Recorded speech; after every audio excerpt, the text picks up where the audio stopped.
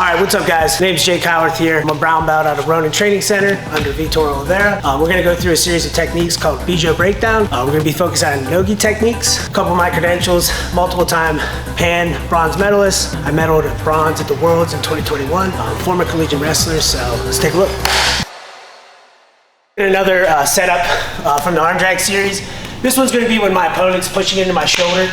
So as Chris goes to push into my shoulder, I'm gonna think about a Karate Kid style, right? So instead of wax on, wax off, I'm gonna go wax off, wax on, pulling Chris across, stepping in for my double, and now from here, all I'm gonna think about doing is driving the bus. So I have a big steering wheel, I'm keeping my head and my shoulders tight together so I can't get guillotined, and I'm stepping up, swinging in this direction and driving through. Let's look at that one more time, guys. Chris goes to push,